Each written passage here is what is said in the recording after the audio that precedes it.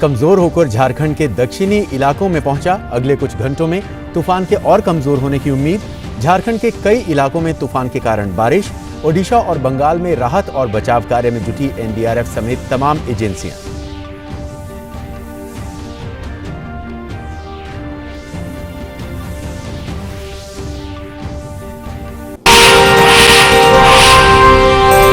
प्रधानमंत्री नरेंद्र मोदी ने फ्रांस के राष्ट्रपति इमैनुअल मैक्रों से फोन पर की बात। पीएम ने कोविड के दौरान फ्रांस की ओर से भेजी गई मदद के लिए मैक्रों को किया धन्यवाद। दोनों नेताओं ने द्विपक्षीय, क्षेत्रीय और आपसी हित के वैश्विक मुद्दों पर की चर्चा।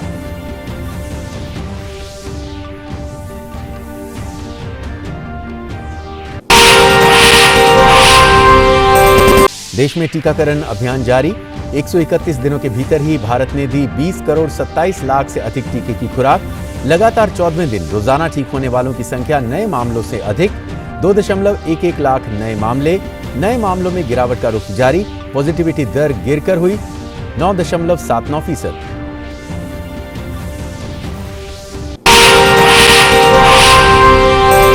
एंटीगुआ के पीएम गैस्टन ब्राउन ने बताया, भगौड़ा मेहुल चौकसी डोमिनिका में पकड़ा गया। कहा, डोमिनिकन सरकार से मेहुल चौकसी को एंटीगुआ नहीं लौटाने का किया अनुरोध, सीधे भेज सकते हैं भारत।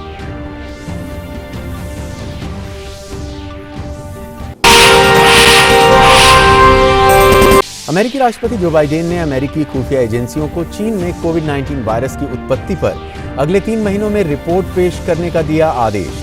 संक्रामक रोगों पर अमेरिका के शीर्ष विशेषज्ञ डॉक्टर एंथनी फाउची ने भी की जांच की मांग।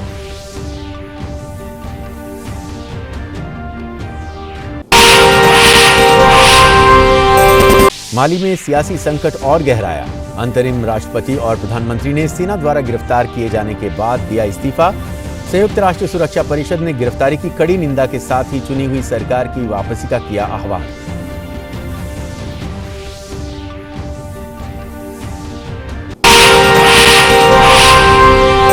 स्पेनिश क्लब विला रियल ने मैनचेस्टर यूनाइटेड को हराकर पहली बार यूरोपा लीग का खिताब किया अपने नाम। पेनल्टी शूटआउट में 11-10 से जीत की हासिल। चक्रवाती यास पश्चिमी बंगाल और ओडिशा में तबाही मचाने के बाद अब झारखंड, बिहार और उत्तर प्रदेश की ओर बढ़ चला है। चक्रवाती तूफान यास के चलते कल झारखंड में भीषण बारिश हुई। चक्रवाती तूफान के झारखंड में दस्तक देने के दूसरे दिन आज गढ़वा और डाल्टनगंज में भारी बारिश के आसार हैं।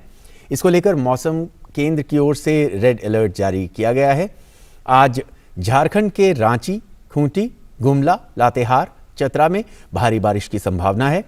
तूफान के खतरे को देखते हुए राज्य में लोगों को अगले 24 घंटे घरों में ही रहने को कहा गया है और कुल्हान प्रमंडल के पूर्वी सिंहभूम, सरायकेला, पश्चिमी सिंहभूम, बोकारो के अलावा खूंटी और पश्चिमी सिंहभूम जिलों में निचले क्षेत्रों में रहने वाले लोगों को सुरक्षित स्थानों पर पहुंचाने का काम लगातार जारी है।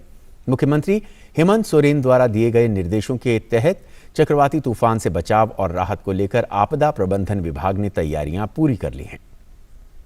पश्चिम बंगाल राजधानी कोलकाता सहित पुरुलिया, नादिया, मुर्शिदाबाद, हावड़ा, झारग्राम, बांकुरा, दक्षिण व उत्तर 24 परगना में भारी से बहुत भारी बारिश हो रही है। वहीं ओडिशा के बालासोर, भद्रक, जाजपुर, केंद्रपारा, जगत सिंहपुर, कटक, मयूरभंज में भारी बारिश का अलर्ट जारी किया गया है। और इससे पहले कल चक्रवाती यास ओडिशा तट से टकराने के बाद देर रात इसकी गति काफी धीमी हो गई और ये डीप डिप्रेशन में तब्दील हो गया। चक्रवाती तूफान यास उत्तरी ओडिशा के भीतरी भागों में आगे बढ़ता हुआ झारखंड की ओर बढ़ा। चक्रवात यास कल ओडिशा के तटीय जिलों बालासोर तथा भद्रक में काफी बारिश होने के बाद बाढ़ जैसी स्थिति पैदा हो गई। इन दोनों जिलों में चक्रवात यास की तबाही के अनेक निशान छोड़कर गया है और इन जगहों पर बड़ी संख्या में पेड़ तथा बिजली के खंभे गिर गए। निचले इलाकों में बाढ़ आ गई और कच्चे मकान बुरी तरह क्षतिग्रस्त हो गए। दोनों जिलों के अनेक स्थानों के निवासी मंगलवार रात से बिना बिजली के रह रहे हैं। वहीं अनेक लोगों को सरकार ने सुरक्षित स्थानों पर पहुंचाया है। इन्हीं दोनों स्थानों पर बहुत भीषण चक्रवात का प्रकोप देखने को मिला। चक्रवाती तूफान के कारण ओडिशा में 2 लोगों की मौत हो गई, जबकि वहीं पश्चिम बंगाल में एक व्यक्ति की मृत्यु हुई। पश्चिम बंगाल के कई जिलों में चक्रवात यास के कारण हुई बारिश से कई सड़कें पानी से भर गईं। पूर्वी मेदिनीपुर और दक्षिण 24 परगना के कई इलाकों में चक्रवात की वजह से भारी वर्षा हुई। ओडिशा और पश्चिम बंगाल में चक्रवाती तूफान से प्रभावित जिलों में राष्ट्रीय आपदा मोचन बल के दलों का राहत और बचाव काम जारी है। यास की वजह से हुई भारी बारिश और तेज हवाओं से कई पेड़ गिर जाने से रास्ते बंद हो गए थे। एनडीआरएफ और दमकल विभाग की टीम राहत कार्यों में जुटी हैं। पेड़ों को रास्ते से हटाया जा रहा है। तटरक्षक बल भी समुद्री तट में राहत और बचाव कार्य कर रहे हैं। इसके अलावा राहत बचाव कार्य के तहत रेड क्रॉस सूखे भोजन के पैकेटों को बांटने का काम कर रही है। Rule 4, I'll not go into details, 4, 4, 2, etc. requires an obligation for you, the social media platform runner, let's say Mr. X runs the social media platform, to disclose and identify the first originator of the information. Now let us say that Mr. Pranav Jha sitting in Canada has originated it. It has come from end-to-end encrypted to Mr. Singhvi. Singhvi is in India. And it has gone from Singhvi to another person in India, Mr. Surjewala. Now, first and foremost, the social media platform X has to find out under legal obligation who the first originator is. There is a clause, of course, which says that if you can't find Mr. Pranav Jha, then Mr. Singhvi will be treated as the first originator because he happens to be in India. But my question to myself is, what happens to end-to-end encryption? Mr. Pranav Jha does not write to Twitter saying, "Dear Twitter, I am the first originator." They can find out only by breaking the end-to-end encryption of Singhvi to Jha or Jha to Surjewala or whatever. What is the point of end-to-end encryption? Why is this important, friends? As rightly said, the technological backbone of privacy is end-to-end encryption. If you do not have end-to-end encryption, it is like keeping a camera open in your drawing room or your bedroom 24/7. And remember, the biggest assault by the government is, of course, on all social digital media. They don't make any distinction. Everything is included. But principally focused is messaging platforms, which is a big, huge subset of privacy.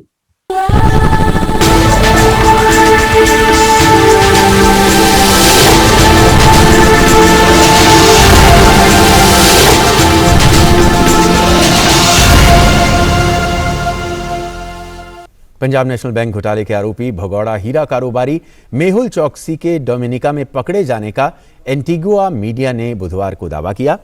स्थानीय media के मुताबिक चौकसी Dominica से Cuba भागने की फिराक में था। उसी दौरान उसे गिरफ्तार कर लिया गया। इस पर एंटीगुआ के प्रधानमंत्री गैस्टन ब्राउनी ने इशारा कर दिया कि उसे सीधा भारत भेजा जा सकता है। उन्होंने कहा कि हमने डोमिनिका से कहा है कि वो गैर कानूनी रूप से डोमिनिका में प्रवेश करने पर मेहुल चौकसी पर कार्रवाई करे और उसे सीधे भारत को प्रत्यर्पित कर दें। एंटीगुआ बारबुडा के प्रधानमंत्री गैस्टन ब्राउनी ने कहा कि डोमिनिका में पकड़े गए भगौड़ा हीरा व्यापारी मेहुल चौकसी को भारत प्रत्यर्पित किया जाएगा और भारतीय अधिकारी डोमिनिका में उन लोगों के संपर्क में हैं। प्रधानमंत्री ब्राउनी ने कहा कि डोमिनिका मेहुल चौकसी के प्रत्यर्पण पर सहमत हो गया है और एंटीगुआ उसे वापस स्वीकार नहीं करेगा। एंटीगुआ के प्रधानमंत्री ब्राउनी ने कहा कि उन्होंने डोमिनिका में पीएम और कानून प्रवर्तन से मेहुल चौकसी को एंटीगुआ नहीं लौटाने का अनुरोध किया है, जहां उन्हें नागरिक के रूप में कानूनी और संवैधानिक सुरक्षा प्राप्त है। He was actually found in Dominica and it would appear that he may have entered the island illegally, possibly by boat. So the Dominican government is cooperating with the Antiguan and Indian governments. Mr. Chokshi will be deported from Dominica. However, we have requested Prime Minister Skerrit and law enforcement in Dominica not to return him to Antigua, where he has legal and constitutional protection as a citizen. In fact, we have requested specifically that he be detained and to allow law enforcement in India to make the necessary arrangements with the Dominican government to have Mr. Chokshi returned directly to India. The Dominica government and Dominica law enforcement, they're cooperating, and we would have informed the Indian government that they need to act swiftly to have him repatriated to India. माली के अंतरिम राष्ट्रपति ने हिरासत में रहते हुए इस्तीफा दे दिया है। सेना ने उन्हें और प्रधानमंत्री को इस सप्ताह की शुरुआत में गिरफ्तार कर लिया था। सेना के एक अधिकारी के अनुसार राष्ट्रपति बाह एंडाव ने बुधवार को अपना इस्तीफा पूर्व सैन्य शासक तथा अंतरिम उपराष्ट्रपति को सौंपने से पहले प्रधानमंत्री मोक्टर ओने को बर्खास्त कर दिया था। मध्यस्थता में शामिल एक पश्चिम अफ्रीकी राजनयिक ने भी राष्ट्रपति के इस्तीफे और प्रधानमंत्री को बर्खास्त किए जाने की पुष्टि की है। इसी बीच संयुक्त राष्ट्र सुरक्षा परिषद ने माली सेना को हटाने और देश के अंतरिम राष्ट्रपति और प्रधानमंत्री की गिरफ्तारी की कड़ी निंदा की है और चुनी हुई सरकार की वापसी का आह्वान किया है। एक सर्वसम्मत बयान में परिषद ने हिरासत में लिए गए सभी अधिकारियों की सुरक्षित, तत्काल और बिना शर्त रिहाई का आह्वान किया है। साथ ही रक्षा और सुरक्षा बलों से बिना किसी देरी के अपने बैरक में लौटने का आग्रह किया है।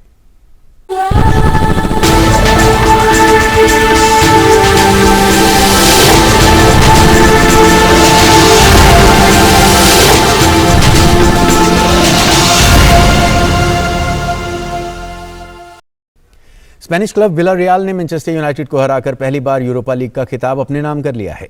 विलारियल ने ये जीत पेनल्टी शूटआउट में हासिल की, जहां टीम ने मैनचेस्टर यूनाइटेड को 11-10 के बड़े अंतर से रोमांचक अंतर से हराया। ये मुकाबला रोमांचक रहा। विलारियल ने अपने स्टार खिलाड़ी मोरेनो की मदद से खेल के 29वें मिनट में पहला गोल किया, लेकिन दूसरे हाफ में मेन्यू की ओर से 55वें मिनट में एडिनसन कवानी ने गोल दागा और मैच को 1-1 की बराबरी पर ला दिया। निर्धारित समय और एक्स्ट्रा टाइम में भी स्कोर लाइन 1-1 रही, जिसके बाद मैच पेनल्टी शूटआउट में गया, जहां विलारियल ने कामयाबी हासिल कर इतिहास रच दिया। टीम ने सेमीफाइनल में आर्सेनल को एग्रीगेट के स्कोर 2-1 से हराया था।